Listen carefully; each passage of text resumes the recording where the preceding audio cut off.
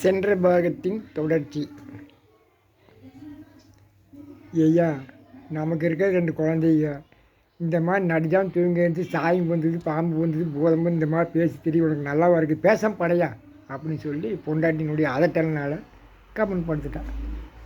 ஆனால் இருந்தாலும் அவனுக்குள்ள அசைக்க முடியாத ஒரு நம்பிக்கை.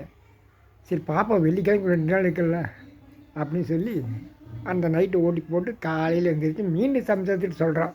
அப்படி சொன்னால் கேள்வி சாமி, இந்த மாதிரி வந்துச்சு, வெள்ளிக்கிழமை காலையில் 6 மணிக்கு நீட்டாக நான் உன்ற வீட்டு தலைவாசப்படி மேலே பாம்பாவதாரம் எடுத்து வந்து நிற்பேன், நீ வந்து என்னை கட்டி பிடிச்சிக்கோ, அதோடு உன்ற கஷ்டமே தீர்ந்து போச்சுன்னு சொல்லிக்கிளி, நீ என்னடி சொல்கிற அப்படின்னு கேட்க, போய நடக்க பார்த்துக்கலப்பா அப்படின்னு நம்ம கொண்டாடி சொல்லலாம்.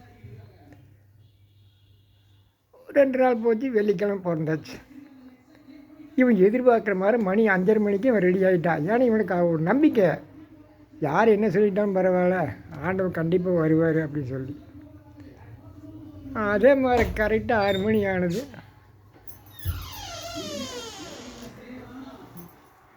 ஆண்டவன் என்ன பண்ணிட்டான், பாம்பு அவதாரம் வந்து படம் எடுத்து தலைவாசப்படியில் நின்றான்.